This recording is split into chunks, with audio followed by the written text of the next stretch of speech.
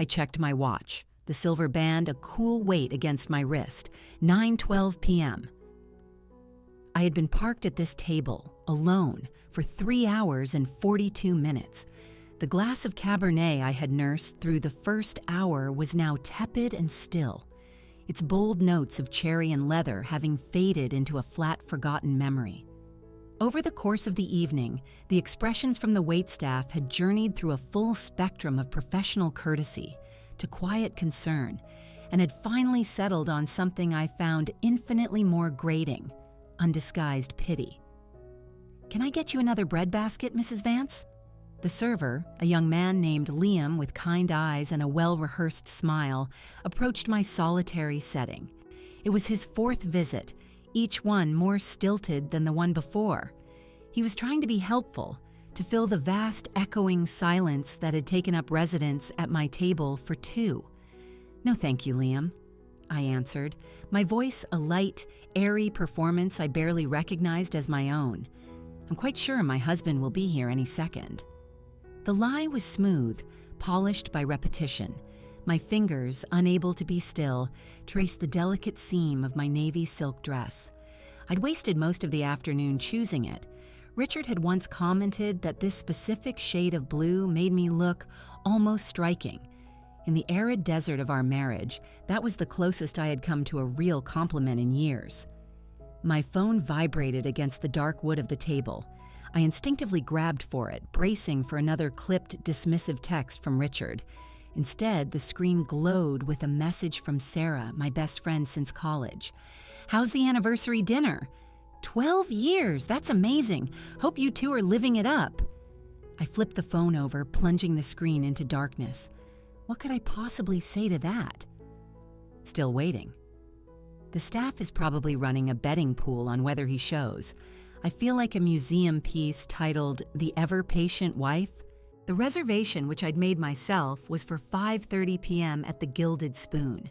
It wasn't the flashiest restaurant in Seattle, but for me, it held a certain quiet magic.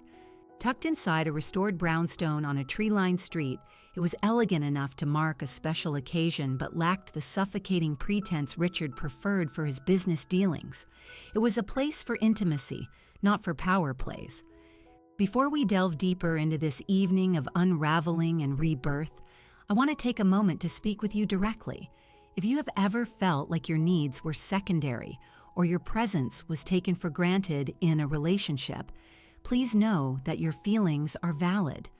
Stories like Eleanor's serve as a powerful reminder that reclaiming your sense of self is a journey worth taking, no matter how long you've been on a different path. If these tales of empowerment and self-discovery strike a chord with you, I encourage you to subscribe to our channel. It's entirely free. And by joining, you help us cultivate a supportive community where every individual's story and worth are celebrated. Now, let's return to Eleanor's pivotal night at the Gilded Spoon. I'd invested a full hour in my preparations. The foundation that promised a flawless finish, the meticulously blended eyeshadow, the new shade of crimson lipstick that cost more than I typically allowed myself for a month's worth of small luxuries, the small sapphire earrings that had been my mother's, a tiny something blue for a marriage that had long ago faded to gray. It was all a carefully constructed performance for a husband who couldn't even be bothered to show up for his cue. My thoughts drifted from the slowly emptying dining room, traveling back 12 years, back to the woman I was before I became Mrs. Richard Vance. I was Eleanor Hayes then, a summa cum laude graduate of the Culinary Institute of America, with 3 impressive job offers and a meticulously detailed 5-year plan to launch my own farm-to-table bistro. That Eleanor had a fire in her soul. Her dreams were as real and solid as the heft of her German steel chef's knife in her hand. More importantly, she had an unshakable belief in her own value. That was before I married a rising star in the legal world. "It's just for a little while, Ellie," Richard had said after landing a junior associate position at a top-tier firm in Boston. 2 years, max. We'll build up our savings, then we'll move back, and you can pour all your energy into your cooking." 2 years bled into 5. Boston was replaced by Chicago, and Chicago by Seattle. Each move was presented as the final essential step up his career ladder, the last big sacrifice required before my turn would finally come. I vividly recalled the ritual of packing my heavy leather knife roll before each move. I'd spend an entire afternoon carefully oiling each blade, the familiar, clean scent of mineral oil a prayer for a future I still clung to. Those knives were meant for more than just preparing the elaborate dinner parties I orchestrated to charm Richard's partners and their spouses. But after the move to Seattle, the knife roll was shoved into a box in the garage, buried under ski jackets and old college textbooks. I hadn't opened it in years. My phone buzzed again. This time it was him. A single word. Richard. The text was just as blunt. "Traffic is a nightmare. Be there as soon as I can." I glanced out the large plate glass window. A lone Uber glided down the nearly empty street. It was the same excuse he'd used more than an hour ago. I typed back, my fingers feeling thick and clumsy. "Should I order for you?" His reply was immediate. "No, wait for me."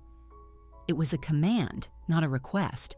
The familiar knot of resentment tightened in my gut. I flagged down Liam. "Could I just have some sparkling water, please?" I asked, my voice tight with an embarrassment so acute it felt like a physical weight. "Of course," he said. He hesitated, his professional mask slipping for just a second to reveal a flicker of genuine kindness. "Just so you know, Mrs. Vance, our kitchen closes at 10. His words were a gentle warning, a quiet signal. I nodded, a hot flush of humiliation creeping up my neck. It was now or never. Any woman with an ounce of self-respect would have walked out hours ago. But 12 years of bending to Richard's will, of structuring my entire existence around his schedule, his needs, his career, had worn that instinct down to a faint, barely audible whisper. Through the window, I watched a young couple walk by hand in hand, their heads bent close together as they laughed at some shared secret. I tried to remember the last time Richard and I had laughed like that. Not the polite, performative chuckles at his firm's holiday parties, but a genuine, soul-cleansing laugh. I couldn't. As the couple disappeared down the street, I was left with my own reflection in the dark glass. The woman looking back at me was a stranger. Her hair was perfectly coiffed, her makeup flawless, but her eyes were hollow. I didn't know her at all. My phone rang, its sharp tone slicing through the restaurant's soft jazz. Richard again. "Hello?" I answered, trying to keep the tremor of hurt from my voice. "Ellie, I'm absolutely buried here. This merger is a complete train wreck." His voice had that sharp, distracted quality I knew so well, the one that meant he was talking at me, not to me. "Another 30 minutes, maybe 45, tops." "The kitchen closes at 10, Richard," I said softly. "I've been here since 5:30. A long, heavy sigh crackled over the line. "You always have to make this about you, don't you? This deal could make me a senior partner." "It's our 12th anniversary," I reminded him, the words tasting like ashes in my mouth. "I know what day it is, Eleanor," he snapped. "Why do you think I booked the table?" The lie was so audacious, it almost stole my breath. He'd told me to make the reservation 3 days ago, a casual aside between sending emails. He would, of course, claim the credit now. I swallowed the correction that rose in my throat. "Just wait," he commanded. "I'll be there." He hung up before I could reply. An older couple at a nearby table was paying their bill. They had arrived an hour after me, enjoyed a 3-course meal, and were now leaving, looking content and connected. As the woman put on her coat, she caught my eye and offered a small, sad smile. Another specimen for my collection of pitying glances. I pulled out my compact to check my makeup. The mask was still firmly in place, but my eyes betrayed the enormous effort it took to maintain it. When did I become this person? This eternal placeholder? This faithful dog, as the cruel phrase echoed in my mind, forever waiting by the door? Liam approached again. this time with the manager in tow, a woman in her 50s with a stern but not unkind expression. "Mrs. Vance," the manager began, her voice gentle but firm, "we are about to close the kitchen for the night. I have to insist that you either place an order now or we can hold your table while you wait at the bar." The humiliation was a hot burn in my chest. "My husband is on his way," I insisted, the words feeling foreign and foolish on my tongue. "Just a little longer." She nodded, but the look she shared with Liam was a complete story in itself. They had seen this scene play out 100 times. The waiting women, the flimsy excuses, the slow, agonizing erosion of a soul. I took a long sip of water, a memory surfacing with painful clarity. The day I'd turned down the sous chef position at Trattoria Roma in Boston. It had been my dream job. But Richard was studying for the bar exam and he'd convinced me he needed my support. "Once I'm established, you can write your own ticket," he'd promised, his hand on my cheek. It was a promise that dissolved like sugar in rain the moment he passed the exam. The restaurant was almost empty now. Only 2 other tables remained. My phone buzzed with another text from Sarah. "Everything okay, Ellie?" I looked at the empty chair across from me. The pristine, untouched place setting, the single lonely candle flickering, and the truth crashed over me with the force of a tidal wave. Nothing about this was okay. Nothing about the last 12 years had been okay. I checked my watch one last time, 9:53 p.m. More than 4 hours of my life spent waiting. For what? The heavy oak door of the restaurant swung open, sweeping in a gust of cool night air that raised goosebumps on my bare arms. First, I heard Richard's voice, that deep, commanding baritone that could hold courtrooms and boardrooms captive. Then, I heard laughter. Not just his, but a chorus of other voices. My stomach dropped. Richard strode into the restaurant, not alone, but with 3 figures I recognized immediately. David from mergers and acquisitions, Jessica from litigation, and Robert, a senior partner. They were all still in their power suits, looking smug and relaxed. There was no sign of them having been buried at the office or stuck in horrific traffic. I knew exactly where they had been. Harrison's Pub, the high-end steakhouse favored by lawyers, just 2 blocks away.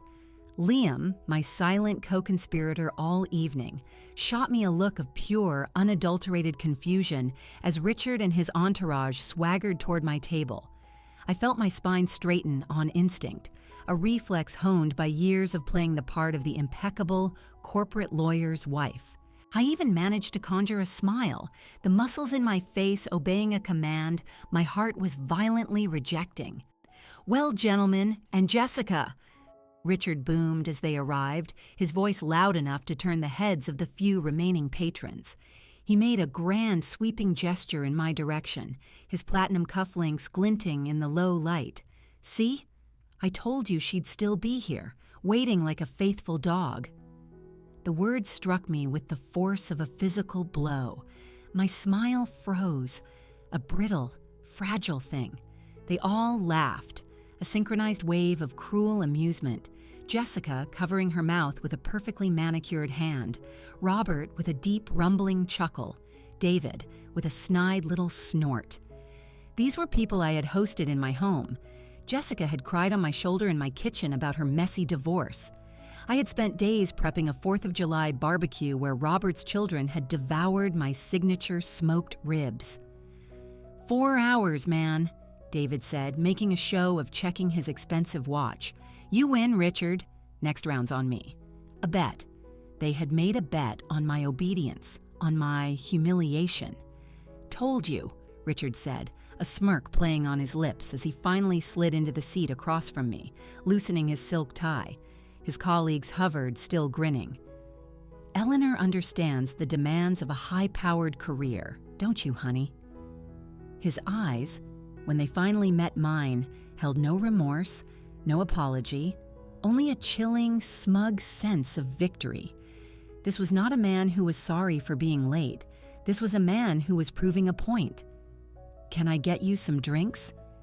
Liam materialized, his professional mask now strained to its absolute limit as he absorbed the scene. "We've actually had our fill for tonight," Robert chuckled, patting his rounded stomach. "Just stopped in to say hello to the lovely Mrs. Vance." "And to see if she'd really stick it out all night," Jessica added, her voice dripping with a condescending sweetness. I saw a young couple at the last occupied table exchange a look of open disgust. Someone at least recognized the barbarism of the moment. My husband and his pack of hyenas seemed utterly oblivious, or perhaps utterly indifferent to their audience. "I'll have another glass of wine," I said to Liam, my voice emerging with a surprising crystalline steadiness. "The Cabernet. A large one." "Make it the bottle," Richard corrected, his voice full of false magnanimity. "We're celebrating 12 years of marital bliss." His hand reached across the table and patted mine. To an outsider, it might have looked like a gesture of affection. I felt it as a brand, a mark of ownership. Liam nodded and retreated, casting one last deeply sympathetic look over his shoulder. "Well, I should be getting home," Robert announced, glancing at his phone. "Cynthia will be waiting." "Congratulations on the anniversary, you two. Richard, I'll see you at the deposition tomorrow morning." Jessica and David echoed the hollow congratulations and made their exits. As they left, Richard leaned back in his chair, finally relaxing, as if the night were just beginning. "You should have ordered something," he said, picking up the menu. "Kitchen's closing." "Why did you do that, Richard?" I asked, my voice barely a whisper. "Do what?" He didn't look up from the wine list. "Bring your colleagues. Make me the punchline of your bet." He finally looked up, a flicker of irritation crossing his face. "Oh, relax, Ellie. It was a joke. Don't be so dramatic. Besides, it's good for them to see how supportive my wife is. Robert's wife would have been gone in an hour." He said it like a compliment, as if I should be proud of my capacity to endure his cruelty. Liam returned with the bottle of wine and took Richard's order for a steak. When he turned to me, his pen poised, I just shook my head. "Nothing for me, thank you." "You're not eating?" Richard frowned, a look of genuine annoyance on his face. I seemed to have lost my appetite. 4 hours of simmering anxiety and a tidal wave of public humiliation had seen to that. "Suit yourself," he shrugged, already absorbed in his phone. I watched him. Really watched him. This man to whom I had given the best 12 years of my life. And in that moment, something inside me didn't just break. It shifted. It clicked into a new, terrifying, and liberating alignment. The background noise of the restaurant faded away. I wasn't angry anymore. I was awake. "I need to use the ladies' room," I said, sliding my chair back. Richard just grunted in acknowledgement, his eyes glued to the screen. Inside the cool, silent sanctuary of the single-stall restroom, I pressed my back against the locked door and took my first real, deep breath in hours. The woman in the mirror was a stranger I was finally meeting, poised, elegant, and utterly hollowed out. I pulled out my phone. My fingers, steady now, opened the airline app. A car could be at the curb in 4 minutes. Next, I opened our joint banking app. The transaction history showed Richard's recent tab at Harrison's Pub, $212 for client entertainment.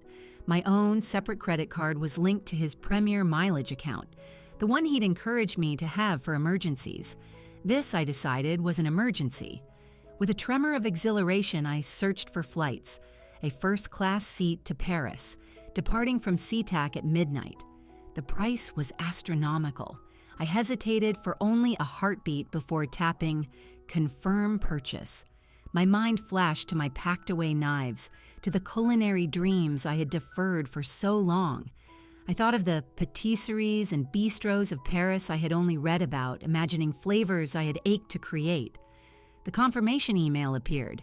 Seat 2A. Departing for Paris in less than 3 hours. I reapplied my lipstick, the bold red now feeling like armor. I squared my shoulders and walked back to the table. Richard was already halfway through his steak. "You know what?" I said, sliding smoothly back into my seat.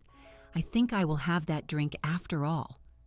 The whiplash of it all hit me as the airplane's wheels touched down on the tarmac at Charles de Gaulle.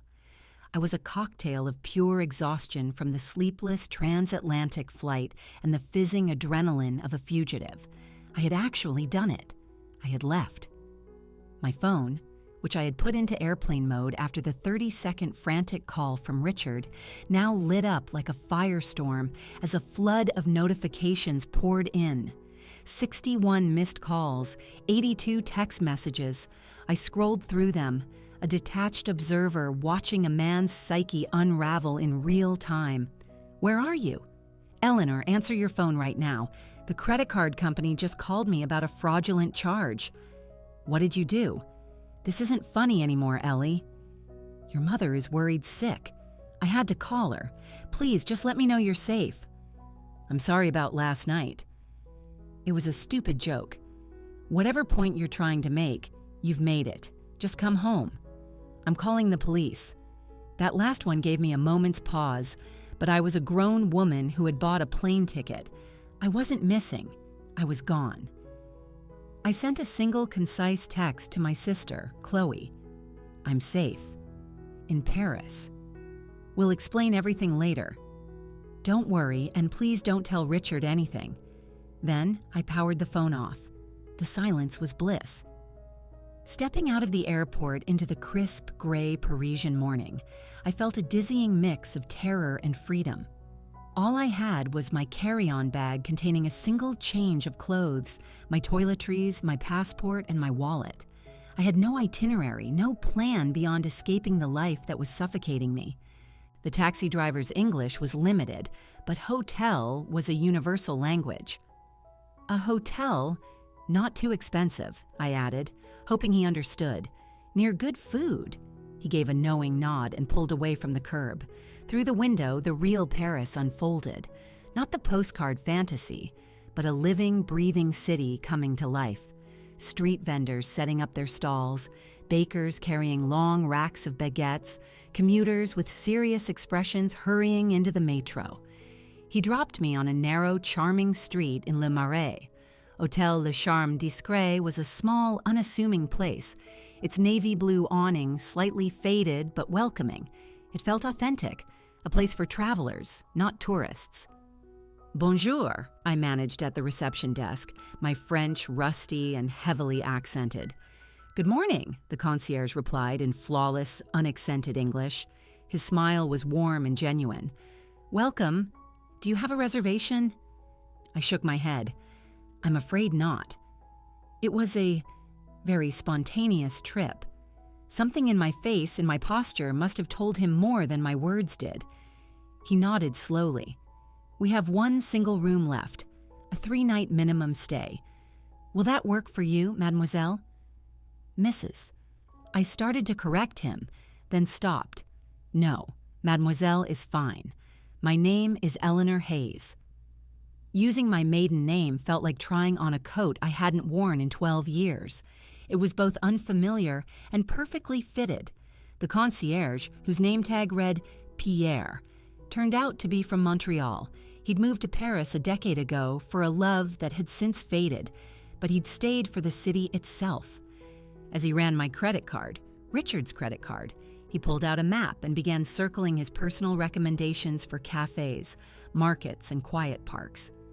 The best croissant you will have in your life is just around the corner, he said, drawing a star next to a spot. Boulangerie Pâtisserie de la Reine. Tell them Pierre sent you. My room was small and perfect, with a little writing desk and a window overlooking a hidden courtyard where a riot of herbs grew in weathered terracotta pots. I took a long, hot shower, washing away the grime of the flight, and, I hoped, the last 12 years.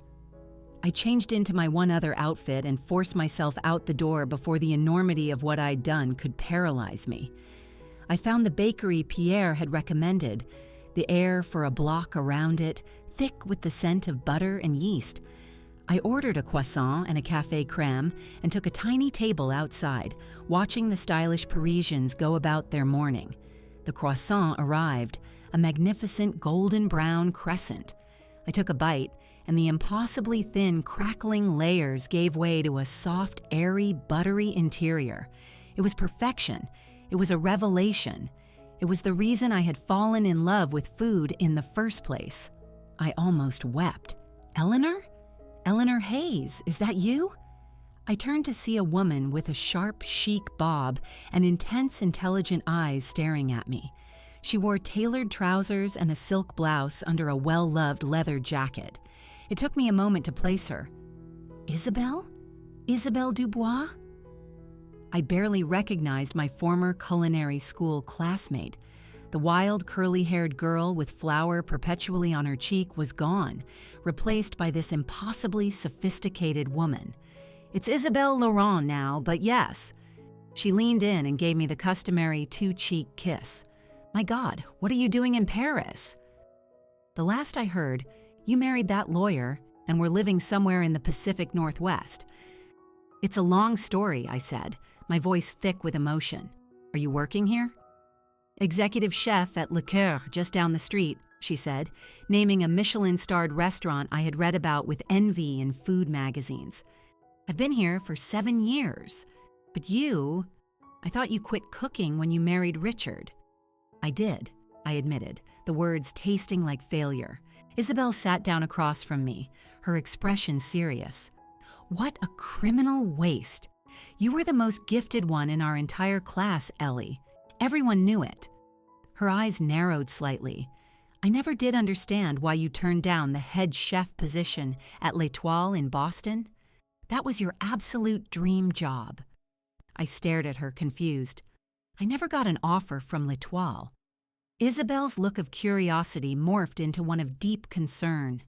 Yes, you did, Chef Dubois told me himself. He was building his new team and was absolutely gutted when you declined the offer. My coffee cup rattled in its saucer as my hand began to shake. I never declined anything, Isabelle. I never even knew there was an offer. Chef Dubois called me for a reference, she continued, her voice soft. He called several of us. I told him you were a genius and he had to hire you. He said your husband called him back a day later to decline on your behalf. He said you had decided to put your career on hold to focus on starting a family. Family. The word was a knife twisting in an old wound. We had tried for children for years, a heartbreaking journey of hope and disappointment, until Richard finally declared it was not in the cards for us and buried himself even deeper in his work. That's not possible, I whispered. But even as I said it, a cold, sickening certainty washed over me. It was exactly the kind of thing Richard would do. There were other times, too, Isabelle said gently, seeing the look on my face. Over the years. A few of us from school would be talking, and someone would mention a new restaurant opening, a new opportunity, and your name would come up. But then, the interest would just vanish. We all just assumed you weren't interested. The cold realization spread through my veins. It wasn't just one job. How many doors had he quietly closed without my knowledge? How many paths had been rerouted? Can I use your phone? I asked, my voice trembling. Please. Isabelle handed it to me without a word. My fingers flew across the screen, typing in a name I hadn't looked up in years. Chef Jean-Luc Moreau, my mentor from culinary school, the man who had told me I had the hands of a true artist. His professional website popped up immediately. My heart stopped when I saw the events calendar. Masterclass in classic French sauces, Paris this week.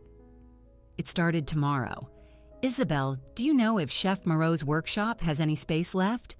She broke into a wide, genuine smile. He's a dear old friend. I'm helping him prep for it. Don't worry, I'll get you in. A day later, I stood in a gleaming professional kitchen at Le Cordon Bleu, a paring knife feeling like a long-lost limb in my hand as I meticulously turned vegetables. Chef Moreau had embraced me like a long-lost daughter when Isabelle introduced us. There was no judgment in his eyes, only delight, when I gave him the briefest version of my story. "The hands never forget, Eleanor," he said, watching me work with a practiced, fluid motion I thought I'd lost. "Your technique is still there. It is beautiful." During a break, Isabel introduced me to Simone Renaud, a prominent food writer for the European digital edition of Gastronome magazine, and Philippe, who owned a string of successful bistros. They asked me about the food scene in Seattle, about my perspective on American culinary trends. "You have a very unique way of talking about flavor," Simone noted after I described a dish from my childhood. "Very precise yet very passionate."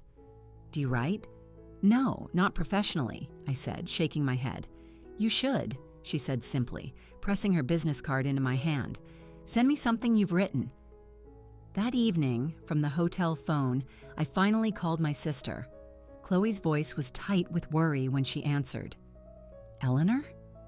"Oh my God, is that you? It's me. I'm in Paris."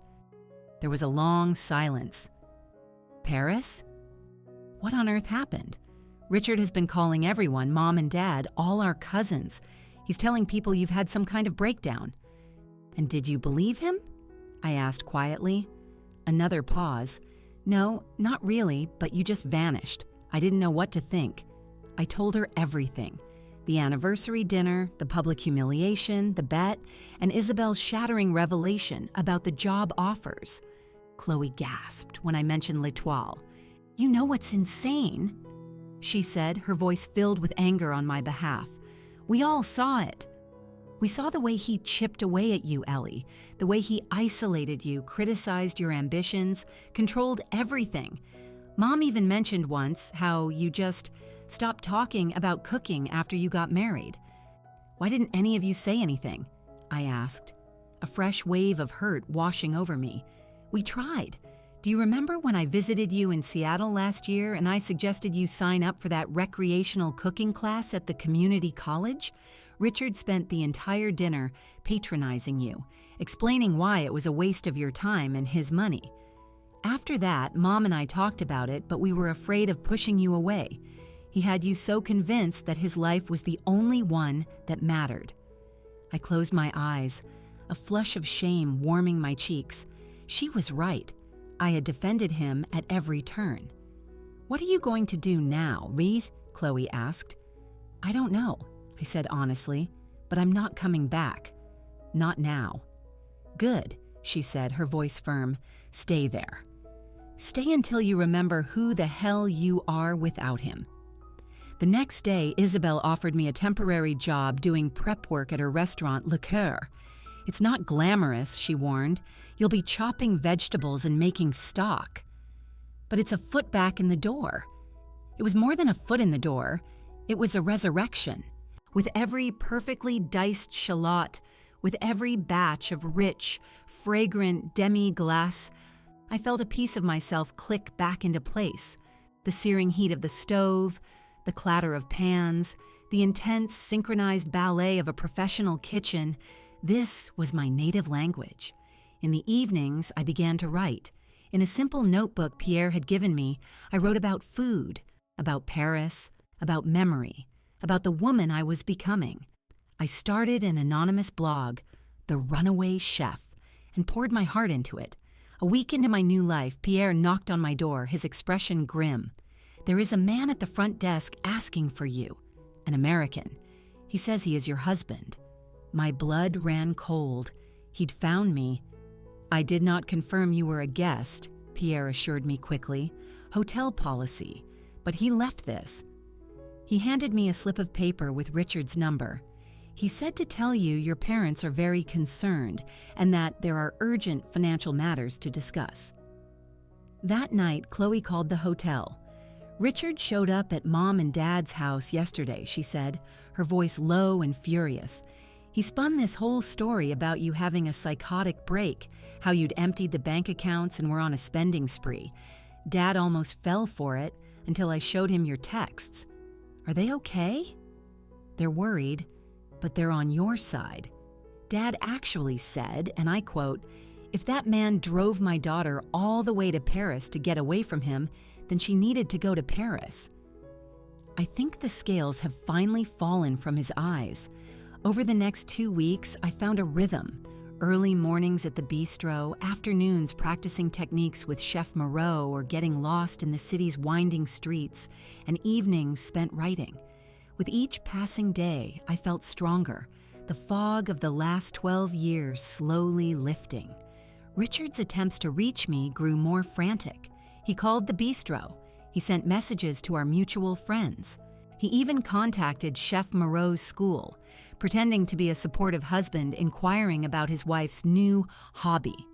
His efforts were met with a wall of silence.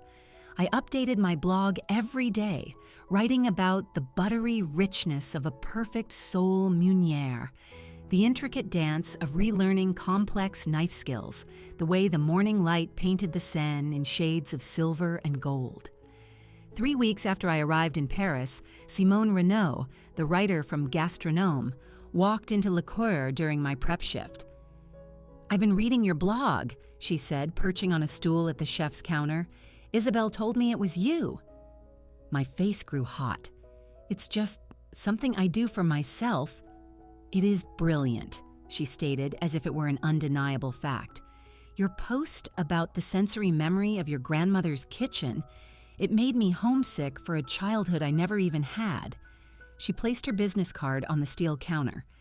"Gastronome is expanding our European digital presence. We need a voice that bridges the American and French culinary worlds, someone who can not only develop recipes, but write about them with genuine soul." I stared at the elegant embossed card. "Are you offering me a job?" "A 3-month trial contract to start. If it's a good fit, we make it permanent." She smiled. "My editor dined here last week. He said your pear and frangipani tart with cardamom was the most exciting dessert he's tasted all year." The head chef had let me create one weekend special. I had no idea anyone of consequence had even tried it. "This is not a charity case, Eleanor," Simone added, reading the hesitation on my face. "This is talent recognizing talent. Your husband may have derailed your career once. He doesn't get to do it twice, not unless you let him." I picked up her card. It felt heavy, substantial, a key to a door I thought was locked forever. "When would you need an answer?" "Take the weekend. Call me on Monday." She stood to go, then paused. "Eleanor, whatever you decide about the job, don't you dare stop writing. The world needs to hear your voice." Monday morning dawned with a sense of profound, unnerving clarity. I had spent the weekend walking the banks of the Seine, drafting and redrafting an acceptance letter to Simone. As I approached the bistro for my morning shift, I saw a figure leaning against the entrance, and my heart seized. Richard.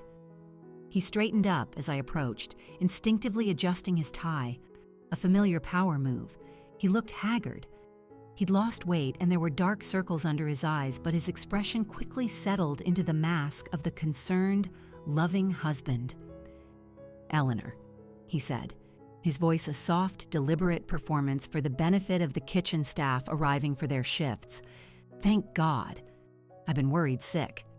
He moved toward me, his arms open for an embrace. I took a sharp step back. "How did you find me?" My voice was cold and steady. It didn't waver. "Does it matter? I'm here now. We can fix this." He reached for my arm. "Let's go somewhere we can talk." The head chef, Pascal, appeared in the doorway, his brow furrowed. "Everything is okay, Eleanor?" His accent was thick, but his protective tone was unmistakable. "It's fine, Pascal," I assured him. "My husband was just leaving." "Actually," Richard interjected, flashing his brilliant, courtroom-ready smile, "my wife and I need to have a private conversation. There's a family emergency back home." Pascal looked from Richard's slick smile to my rigid expression. He looked at me, a question in his eyes. I gave the slightest shake of my head. "Take the day if you need it, Eleanor," Pascal said to me. "The choice to come back is yours." Richard waited until Pascal was gone before his facade crumbled. "This little adventure of yours has gone on long enough," he hissed. "I've been covering for you with everyone, telling them you needed some time after a health scare. We can still salvage this if you come home now." "I'm not coming home, Richard." He glanced around the now empty street, his hand clamping down on my elbow, steering me toward a small park across the road. As soon as we were seated on a bench away from prying eyes, he let his fury show. "Do you have any idea the damage you've caused? The firm is questioning my stability. Your parents think I'm some kind of monster, and I find you here, playing make-believe chef in some back-alley bistro. This is beneath you, Eleanor." "No," I said, my voice quiet but unshakable. What was beneath me was waiting 4 hours for my husband on our anniversary. What was beneath me was being the punchline to a bet. What was beneath me, I said, reaching into my bag, was letting you destroy my career behind my back. I handed him a thin file. Inside were printed email chains I had spent the past month painstakingly collecting, from Chef Dubois at L'Etoile, from a catering company in Chicago that had tried to recruit me, from a culinary school in Seattle that had offered me a teaching position.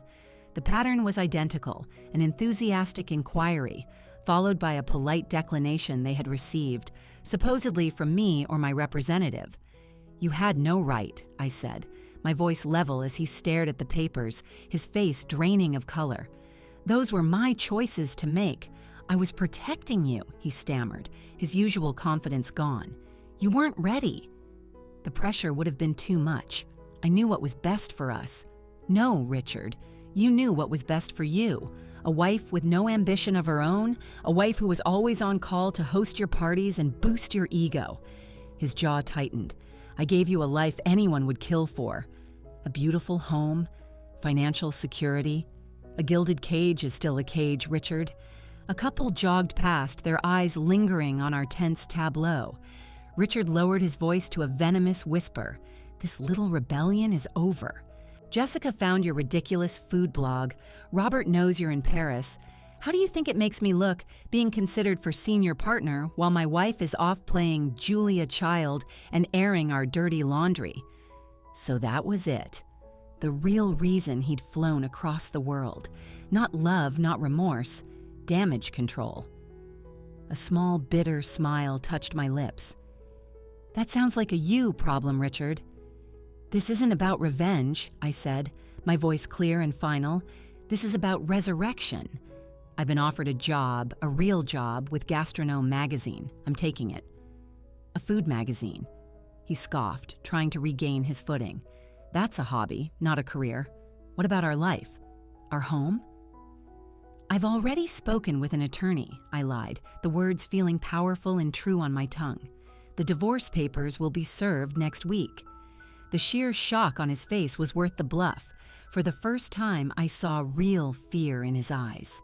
"You can't be serious. We can fix this. We can go to counseling. We can start fresh." "A fresh start?" I asked pointedly. "Like the fresh start I could have had in Boston at my dream job?"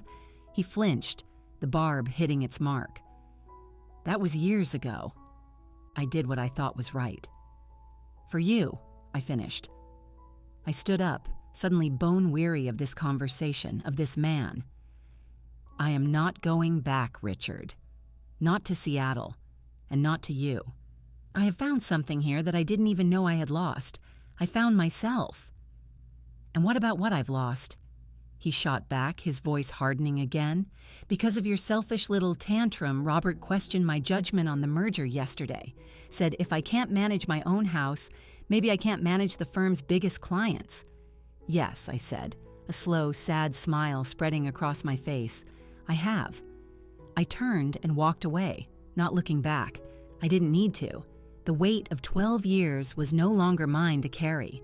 The divorce was, surprisingly, not the brutal war I had braced for. Richard, ever the pragmatist and obsessed with his public image, agreed to a quiet, swift settlement rather than risk a messy public battle that could further tarnish his carefully constructed reputation. The expatriate lawyer Simone had recommended was brilliant and ruthless. My new life began. I accepted the position at Gastronome, and my blog, no longer anonymous, gained a significant following. The Eleanor who had been silenced and diminished for over a decade found her voice, and discovered it was stronger and clearer than ever before. 6 months later, I was hosting a small dinner party in my own apartment in the 6th arrondissement. It was a charming place with a tiny but functional kitchen that was flooded with beautiful afternoon light. Seated around my small dining table were the new cornerstones of my world, Isabelle and her partner, Chef Moreau, who now treated me as a colleague, Simone and her husband, and my dear friend Pierre from the hotel. I served them a meal that was a map of my journey, a starter inspired by my culinary school final project, a main course that blended classic French technique with the bold flavors of the American West Coast, and for dessert, the pear and frangipani tart that had, in its own way, sealed my fate. As we lingered over a second bottle of wine, their laughter filling my small apartment, my phone buzzed. Richard's name flashed on the screen. Whatever manufactured crisis or last-ditch plea for reconciliation he was about to launch could wait. It could wait forever. Without even reading the message, I held my finger down on the screen and deleted the conversation. I returned my full attention to the circle of warm, smiling faces around my table, to the joy of sharing food I had made with my own 2 hands, in my own kitchen, in my own life. And in that moment, a profound and peaceful certainty settled deep within my soul. This joy, this creativity, this community, this was what I was worth. Not 12 years of waiting, but a lifetime of becoming. End of story.